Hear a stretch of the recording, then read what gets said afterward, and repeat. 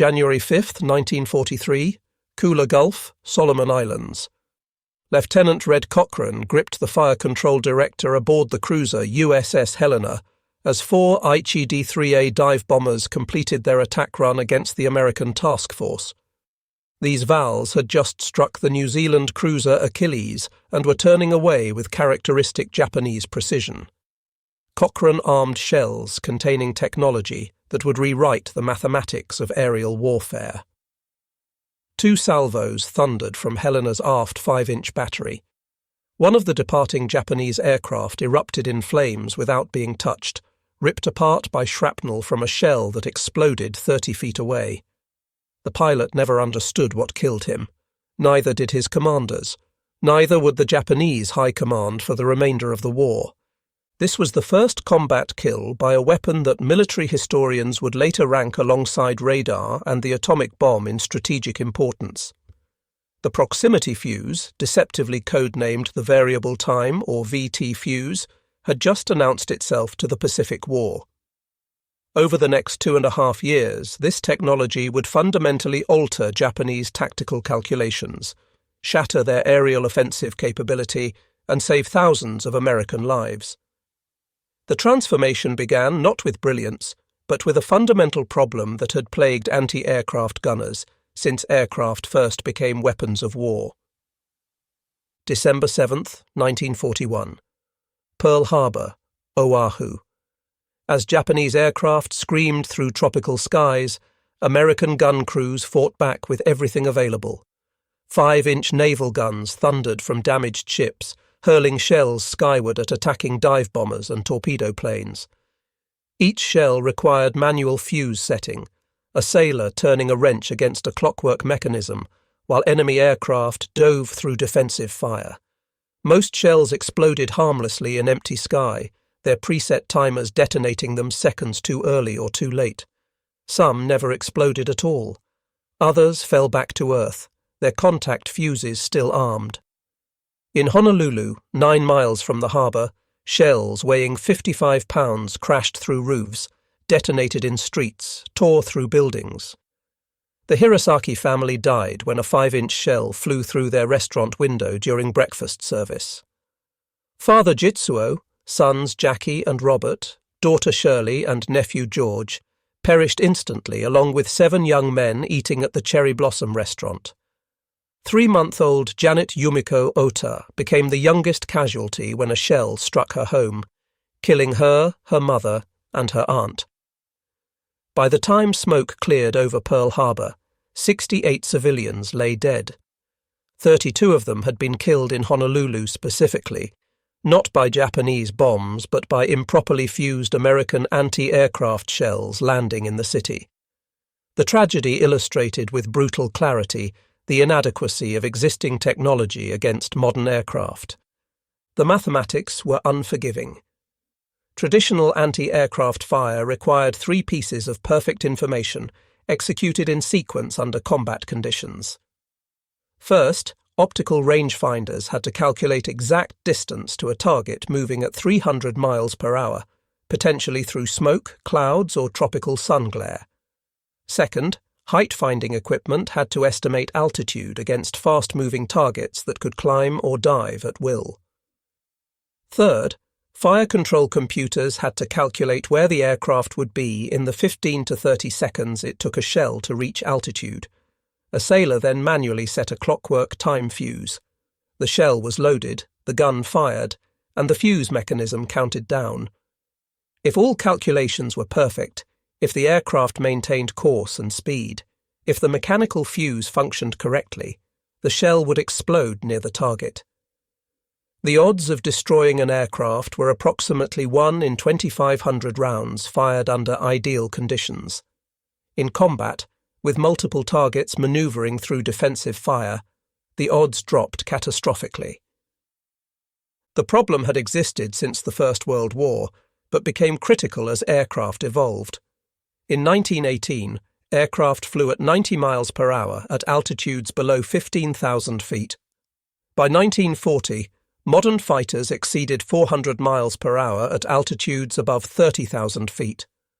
The gap between gunnery technology and aerial performance had widened into a chasm. The British discovered this reality facing German dive bombers over Dunkirk. Ships lacked space for additional guns.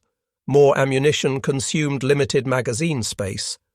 Better fire control helped but could not overcome the fundamental limitation of time fuses requiring perfect prediction of an aircraft's future position. August 1940. The Department of Terrestrial Magnetism, Carnegie Institution, Washington, D.C. Dr. Merle Tuve received an impossible assignment from the National Defense Research Committee. Born in South Dakota, educated at the University of Minnesota and Johns Hopkins, Tuve had spent his career exploring the physics of the ionosphere using radio waves. In 1925, working with Gregory Breit, he had pioneered techniques measuring the reflection of radio waves from the ionosphere to map its structure. This work laid the theoretical foundation for radar. When the committee approached him about developing a proximity fuse for artillery shells, he understood immediately that radio physics might provide the solution. The British had shared preliminary research during the Teasard mission, concluding that while a proximity fuse might work in rockets or bombs, the forces involved in artillery made it impossible. A 5-inch shell experienced acceleration of 20,000 times the force of gravity when fired. No electronic device could survive such forces. Certainly not the delicate vacuum tubes that formed the only available electronic components in 1940. Tuve proposed something different. A miniature radio transmitter and receiver, no larger than a pint milk bottle, installed in the nose of an artillery shell. The transmitter would broadcast continuously. As the shell approached a target, radio waves would reflect back. The frequency of the reflected signal would shift due to the Doppler effect. When the frequency shift reached a predetermined level indicating proximity to the target, an electronic circuit would close, sending current to a detonator that would explode the main charge. Simple in concept, impossible in execution given the technology of 1940. The project, designated Section T of the National Defense Research Committee, began on August 24, 1940, with Tuve as chairman and a handful of researchers in a laboratory at the Carnegie Institution. Their first challenge was identifying what components a working fuse required: a radio transmitter capable of operating at frequencies that would provide usable Doppler shift, a receiver sensitive enough to detect reflected signals from an aircraft several hundred feet away, an electronic amplifier to boost the received signal, a circuit to compare transmitted and received frequencies and detect Doppler shift, a power source that could provide sufficient voltage and current, a detonator triggered by the electronic circuit, safety mechanisms to prevent premature detonation. All of this had to fit inside a space approximately 8 inches long and 2 inches in diameter. Every component presented problems that seemed insurmountable. Vacuum tubes, the only electronic amplifying devices available in 1940, were fragile glass envelopes containing delicate filaments and electrodes. Standard radio tubes were 6 inches tall and weighed several ounces. The largest tubes manufactured for rugged applications were designed for mobile military radios and could withstand 10 G of acceleration. The fuse required tubes that could survive 20,000 G. At 20,000 G, a 1-ounce tube would weigh 1,250 pounds for the fraction of a second it took the shell to travel down the barrel. Forces sufficient to turn solid steel into fragments. October 1940. Laboratories across America received urgent requests from the National Defense Research Committee. Western Electric Company and Radio Corporation of America were asked to develop miniaturized vacuum tubes hardened for extreme acceleration. Sylvania developed specialized glass formulations. Raytheon experimented with tube designs featuring planar electrodes that distributed forces more evenly. Engineers discovered that conventional assembly techniques produced tubes that shattered instantly under high acceleration. The solution required innovations in every aspect of tube design and manufacturing. Glass was modified with additives that increased strength while maintaining the vacuum seal necessary for tube operation. Internal components were embedded in shock-absorbing materials. Electrode structures were redesigned using spot welding techniques that created mechanical bonds capable of surviving extreme stress. By spring 1941, after thousands of design iterations, acceptable tubes emerged from production lines measuring less than an inch in height and capable of surviving 20,000 G acceleration. The power source presented equally daunting challenges. Harry Diamond and Wilbur Hinman at the National Bureau of Standards developed an ingenious solution: a glass tube filled with electrolyte solution sealed with metal plates at each end. When the shell was at rest, the liquid remained in the center of the tube, isolated from the metal plates. When fired, centrifugal force from the shell's spin forced the electrolyte outward against small pieces of metal embedded in the tube walls. Chemical reaction between the electrolyte and metal plates generated electrical current. The battery activated only when the shell was spinning, providing a built-in safety mechanism that prevented premature detonation. May 6, 1941. Dahlgren Naval Proving Ground, Virginia. 6 prototype fuses built by the National Bureau of Standards team were loaded into airdropped bombs and tested over water. Radio transmitters activated. Receivers detected reflections from the water's surface. Electronic circuits triggered detonators. All 6 bombs exploded at the correct altitude. The success validated the basic concept, but bombs experienced only a few hundred G of acceleration when released from aircraft. Artillery presented a challenge 2 orders of magnitude greater. By June 1941, Section T had expanded to over 100 engineers, physicists, and ordnance specialists. A former automobile dealership in Silver Spring, Maryland, became the main laboratory, with security so tight that neighbors speculated about the mysterious activities behind blackout curtains. The cover story described research into optical instruments. The reality was a crash program to develop a weapon that Allied military leaders believed could alter the course of the war. The development process revealed a cascade of engineering challenges. The antenna had to be small enough to fit in the nose, while efficient enough to transmit and receive radio signals. Engineers developed a ring antenna circling the fuse body. The transmitter circuit had to generate radio frequency signals at 70 to 90 MHz. Circuit designers created transmitter designs using just 3 vacuum tubes. The receiver circuit had to detect signals 1/millionth the strength of the transmitted signal. Amplifier stages using 4 vacuum tubes provided sufficient gain. The Doppler detection circuit compared transmitted and received frequencies, closing an electrical contact when the difference indicated proximity to a target.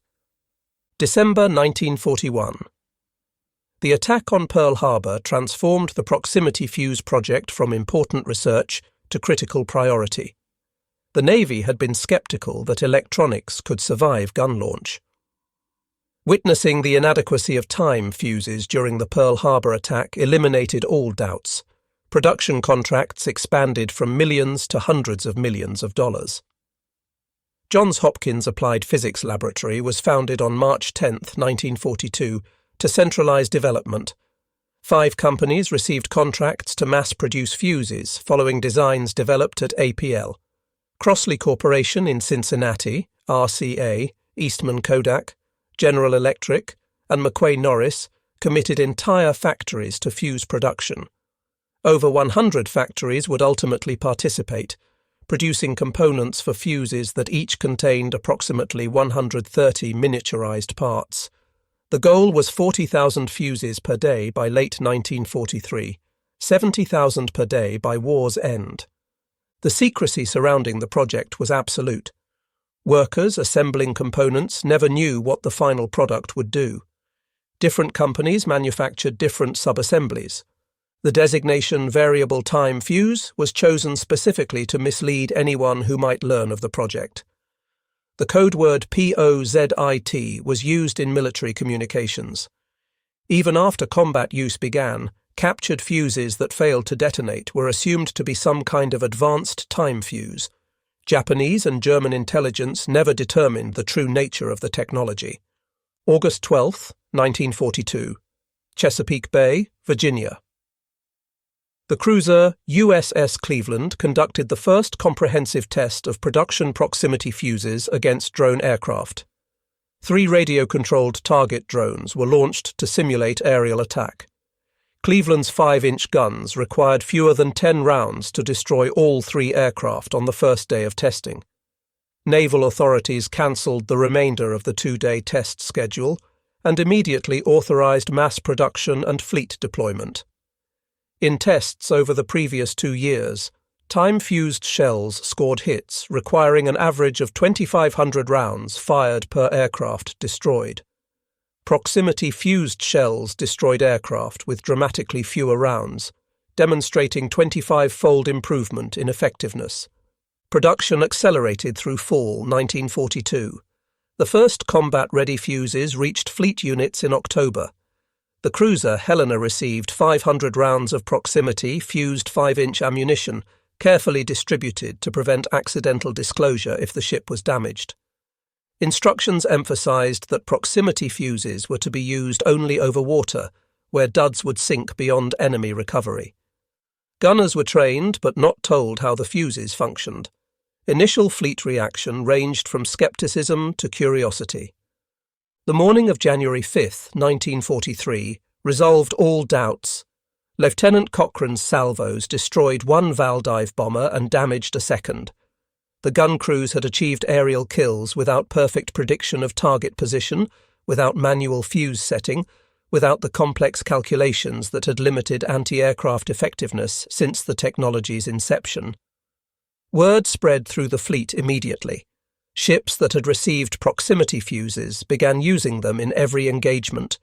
Cruisers, destroyers, and battleships reported kill ratios far exceeding anything achieved with time fuses. Enemy pilots noticed something had changed but could not understand why. By March 1943, 25% of all anti-aircraft ammunition issued to the Pacific Fleet contained proximity fuses. These rounds accounted for over 50% of all Japanese aircraft destroyed by naval gunfire. Proximity fuses proved 3 times more effective per round than conventional time fuses under identical conditions. Against fast-moving targets in night engagements, the advantage increased to 7-fold. Ships previously defended by walls of steel that relied on volume of fire could now achieve aerial kills with a fraction of the ammunition expenditure. The effectiveness of proximity fuses triggered Japanese tactical changes that Allied intelligence observed but could not fully explain. Japanese aircraft began attacking from higher altitudes, sacrificing bombing accuracy to remain outside effective range. Torpedo bombers approached at wave top altitude, where radio reflections from the ocean surface caused premature detonations. Dive bombers released at steeper angles to minimize exposure time. These adaptations reduced Japanese strike effectiveness while failing to restore the advantage they had enjoyed earlier in the war. American ships continued to shoot down Japanese aircraft at rates that made conventional attacks unsustainable. Admiral William Halsey credited proximity fuses with fundamentally changing the balance of power. Japanese torpedo bombers had been particularly effective in night attacks when visual tracking was difficult and time fuses were nearly useless. With radar detection and proximity fuses, ships could engage aircraft effectively in total darkness. During 1943, despite using proximity fuses in only 25% of ammunition expended, over half of Japanese aircraft destroyed by anti-aircraft fire were killed by proximity-fused shells. October 1944, the Philippines. Japanese forces facing inevitable defeat implemented a strategy that would test American defenses to the breaking point. Special attack units, officially termed Shinpu Tokubetsu Kogeki Tai, but known universally as kamikaze, began deliberate suicide attacks against American ships. The first organized kamikaze attacks struck during the Battle of Leyte Gulf. The tactic was born from desperation and Japanese recognition that conventional attacks had become ineffective. Experienced pilots had been systematically destroyed over 2 years of attrition. Replacement pilots received minimal training, insufficient for bombing and torpedo attacks that required precision. Kamikaze attacks required only enough skill to keep an aircraft pointed at a target. Proximity fuses proved essential against kamikaze attacks, though their effectiveness was complicated by the nature of the threat. Conventional attacks saw aircraft approach, release weapons, and attempt to escape. Proximity fuses destroyed attackers at distances where damaged aircraft would miss their targets. Kamikaze attacks removed the escape phase. Pilots flying damaged aircraft continued toward targets, sometimes surviving long enough to crash into ships even after sustaining damage that would have caused conventional attackers to abort. The solution required concentration of fire that destroyed aircraft completely, rather than merely damaging them. Ships increased rates of fire, created denser patterns of proximity, fused shells, and engaged targets at longer ranges. The destroyer USS Hadley and destroyer escort USS Evans, operating as radar pickets, faced 156 attacking aircraft on May 11, 1945, during a 90-minute engagement. Hadley destroyed 12 aircraft before being struck by 4 kamikazes that remained airborne long enough to crash into the ship despite being hit by anti-aircraft fire. Evans destroyed 23 aircraft before damage forced her withdrawal. Post-action analysis showed that proximity fuses had been indispensable, destroying aircraft at ranges where time fuses would have been ineffective. Without proximity fuses, both ships would certainly have been sunk in the first 30 minutes. Statistical analysis from the Pacific War documented the effectiveness precisely. Between October 1944 and August 1945, American naval forces destroyed 278 Japanese aircraft using proximity-fused ammunition. Ralph Baldwin's analysis in his authoritative study showed that only 46 would have been destroyed using conventional time fuses under identical circumstances. The 6-to-1 effectiveness ratio translated directly to lives saved and ships kept in action.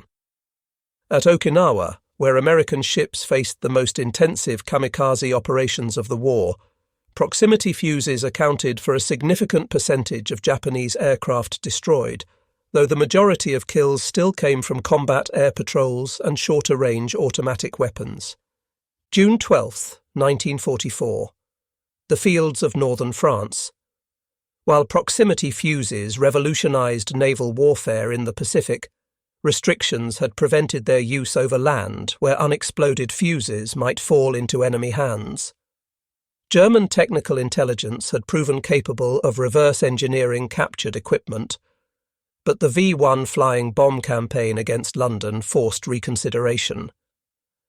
Beginning June 13, 1944, Germany launched thousands of V-1 cruise missiles at England, with over 120 per day at the height of the assault. Traditional anti-aircraft defences struggled against targets travelling at 400 miles per hour at altitudes below 2,000 feet. Churchill personally authorised use of proximity fuses against V-1s despite the risk of technology disclosure. Modified fuses were rushed into production at Crosley Corporation and flown across the Atlantic by special Lancaster bomber flights. British 3.7-inch and American 90mm anti-aircraft guns began firing proximity-fused ammunition against incoming V-1s in mid-July 1944.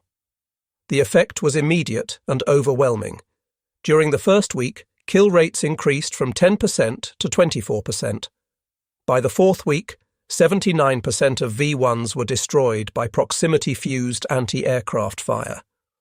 On one day toward the end of the campaign, radar detected 104 V-1s approaching England.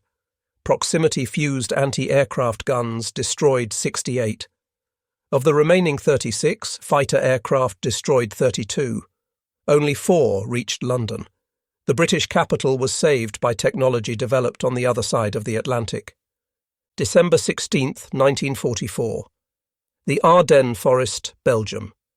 German forces launched their final major offensive in the west, attacking through terrain considered impassable for armour. The Battle of the Bulge caught American forces by surprise in weather that grounded air support. Colonel George Axelson, commander of the 406th Artillery Group at Monschau, Germany, made an unauthorized decision that day. Facing massed German infantry assault, he ordered his gunners to use proximity fuses in ground combat despite strict prohibitions against land use. The emergency, he decided, trumped the restrictions. 3 days later, on December 19th, General Dwight Eisenhower formally requested authorization to use proximity fuses in ground operations. All restrictions were removed on December 21, 1944. The effect on German forces was catastrophic. Traditional artillery fired shells that buried themselves in mud or snow before exploding, directing energy downward and limiting fragment distribution. Proximity-fused shells detonated 20 to 50 feet above ground, showering fragments over areas 50 times larger than ground-burst shells. German infantry advancing through open areas found themselves subjected to airbursts that no foxhole or trench could protect against. Each shell created a lethal fragment pattern covering over 3,000 square feet compared to 60 square feet for conventional ground-burst shells. General George Patton, whose Third Army received priority allocation of proximity-fused ammunition, documented the devastation. On the night of December 25th, his artillery caught a German battalion attempting to cross the Sauer River near Echternach. A single battalion firing proximity-fused shells killed 702 German soldiers by actual count. Patton wrote to the War Department, "The new shell with the funny fuse is devastating. We caught a German battalion, which was trying to get across the Sauer River, with a battalion concentration and killed by actual count 702. I think that when all armies get this shell, we will have to devise some new method of warfare. I am glad that you all thought of it first." Between December 1944 and March 1945, from the Battle of the Bulge to the crossing of the Rhine, proximity-fused anti-aircraft shells firing against German aircraft brought down over 1,000 enemy planes. In ground combat, proximity-fused artillery shells calibrated for airburst detonation took fearful tolls. Advanced fire control radar enabled artillerymen to destroy targets on reverse slopes of hills and beneath forest canopy where conventional fire was impossible. The Germans captured approximately 20,000 proximity fuses when they overran an American ammunition dump during the Battle of the Bulge. German ordnance experts examined the fuses but concluded they could not possibly function as intended. The technical specifications seemed impossible.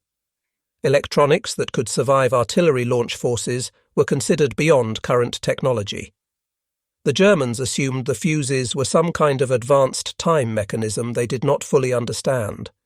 The fuses were warehoused and eventually abandoned as German forces retreated. The secret remained secure not through security measures, but through German disbelief that the technology could exist. March 1945. Iwo Jima, Bonin Islands. American forces preparing to assault the heavily defended island faced concentrated anti-aircraft and shore battery positions. VT proximity fuses were modified for use in bombs dropped from aircraft. The fuses detonated several feet above ground, creating airbursts over enemy positions. B-24. Liberator bombers dropped proximity-fused bombs on Japanese anti-aircraft positions before Marines landed. The results exceeded expectations. Airburst detonations caught Japanese gunners in the open and destroyed equipment that would have remained undamaged by near-miss ground bursts. By August 1945, over 22 million proximity fuses had been manufactured at a cost exceeding $1 billion in 1940s currency. Each fuse contained 130 miniaturized electronic components. The supply chain involved 87 firms using 110 factories. Crossley Corporation, RCA, Eastman Kodak, General Electric, and McQuay Norris served as primary assembly contractors, with over 2,000 suppliers providing components. At peak production, the American electronics industry manufactured 70,000 fuses daily. The cost per fuse dropped from $732 in 1942 to $18 by 1945, as production techniques improved and economies of scale took effect. Secretary of the Navy James Forrestal stated after the war that the proximity fuse helped blaze the trail to Japan, noting that without the protection this device provided to surface ships, the westward advance could not have been so swift and the cost in men and ships would have been immeasurably greater. Admiral Arleigh Burke, who served as Chief of Staff to Admiral Mark Mitcher commanding fast carrier task forces, recalled that all 5-inch ammunition in 1945 was fitted with proximity fuses, and those fuses knocked down enemy planes by the dozens, preventing ship losses and casualties that would have been enormously larger without this technology. British Prime Minister Winston Churchill noted that proximity fuses made in the United States proved potent against the V-1 rockets that assailed Britain in 1944. The Japanese never fully understood why American anti-aircraft effectiveness had increased so dramatically after early 1943. Post-war interrogations of Japanese military officials revealed that most believed Americans had developed superior fire control radar or had integrated aircraft detection with gun directors in ways Japan could not match. Some Japanese engineers speculated about radio-controlled shells, but dismissed the concept as technically impossible, given the forces involved in gun launch. The idea that individual shells could carry miniaturized radar systems seemed beyond credible technology. This failure of imagination allowed the proximity fuse to remain operationally secret throughout the war. The human cost of Japanese failure to develop equivalent technology is substantial. Japanese naval aviation lost over 12,000 aircraft in combat during the war. Documented evidence shows proximity fuses accounted for destroying several hundred of these aircraft directly through anti-aircraft fire. Each aircraft represented not just material loss, but trained aircrew impossible to replace. The death of experienced pilots in 1943 and 1944 forced Japan to commit poorly trained replacements who fell victim to American defenses at unsustainable rates. By 1945, Japan resorted to kamikaze tactics, partly because conventional attack methods had proven ineffective against American ships equipped with proximity-fused ammunition. The broader impact of proximity fuse technology extended beyond World War II into modern military development. The techniques developed for miniaturizing electronics and hardening components to survive high acceleration became foundational for subsequent advances. Missile guidance systems, space exploration, and modern artillery all benefited from innovations pioneered by the proximity fuse program. The concept of distributed intelligence, where individual munitions carry sophisticated sensors and processors, traces directly to VT fuses. Modern smart munitions that can sense targets, discriminate between targets, and optimize detonation represent evolution of principles established between 1940 and 1945. Dr. Merle Tuve, returning to the Carnegie Institution after the war, rarely spoke publicly about his role developing proximity fuses. When details were finally released, Tuve deflected personal credit, emphasizing the contributions of hundreds of engineers and thousands of production workers who transformed theoretical concepts into millions of reliable fuses. His modesty understated his essential leadership in a program that War Department officials ranked second only to the atomic bomb in strategic importance. Without his insight that radio proximity detection could be miniaturized sufficiently for artillery shells, without his persistence through early failures when success seemed impossible, the proximity fuse would have remained a theoretical concept rather than combat reality. The production achievement equaled the technical accomplishment.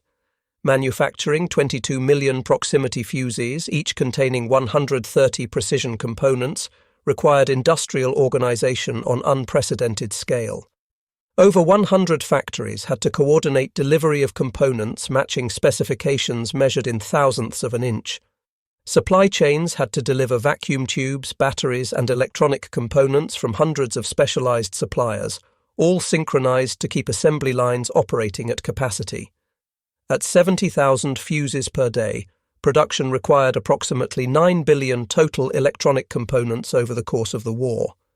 The proximity fuse stands alongside radar and penicillin as one of a handful of technologies that materially affected World War II's outcome. Unlike radar, whose development occurred in multiple countries, the proximity fuse resulted from deliberate application of existing knowledge to a specific problem. Dr. Tuve and his team at Section T identified what needed to be done, determined how to accomplish it, and executed a program that achieved operational capability in under 3 years. This focused approach to weapons development became the model for Cold War military research. The Manhattan Project developing atomic weapons followed similar organizational patterns. Post-war missile programs adopted the same structure of university laboratories, industrial contractors, and military oversight. The legacy of those 20,000 G-rated fuses extends beyond their combat effectiveness into how nations organize scientific talent for military objectives, how industries manufacture precision electronics at scale, and how seemingly impossible technical challenges yield to sustained effort backed by adequate resources. The miniaturized vacuum tubes that seemed impossible in 1940 became routine by 1945. The precision manufacturing that required specialized technicians became automated as production techniques advanced. But in 1943, 1944, and 1945, as Japanese aircraft fell from the sky, as German infantry died under precisely timed airbursts, as V-1 missiles disintegrated over the English Channel, the proximity fuse represented the cutting edge of what human ingenuity could achieve. Lieutenant Red Cochrane, watching that first Japanese VAL disintegrate on January 5, 1943, understood that something fundamental had changed in aerial combat. His gun crew had destroyed an aircraft without perfect aim, without precise fuse setting, without any of the calculations that had limited anti-aircraft effectiveness for decades. The shell had done the work, sensing the target, timing its own detonation, achieving what human gunners could only approximate. In that moment off Guadalcanal, a new era in warfare had begun. The age when individual munitions carried intelligence sufficient for autonomous operation had arrived. The story of the proximity fuse proves that sometimes the greatest victories are won not through destruction, but through demonstration, not through propaganda, but through prosperity of ideas, not through hatred, but through the application of scientific method to the brutal realities of modern warfare. The German soldiers and Japanese airmen who faced proximity fuses never understood what killed them. They reported only that American defenses had become impossibly accurate, that ships seemed able to shoot down aircraft regardless of maneuvering, that artillery created explosions that seemed to seek targets with supernatural precision. The proximity fuse did not win the war alone. No single technology did. But it contributed to victory in ways that saved thousands of American lives and accelerated Axis defeat by making aerial offensive operations unsustainable against well-defended targets. Those 20,000 G-rated fuses, each one representing the technological limits of 1940s science, turned American artillery into a weapon system that enemy forces never expected and could never effectively counter. They remain a testament to what free societies can achieve when scientific curiosity, industrial capacity, and strategic necessity align in pursuit of a common goal worthy of such extraordinary effort and innovation.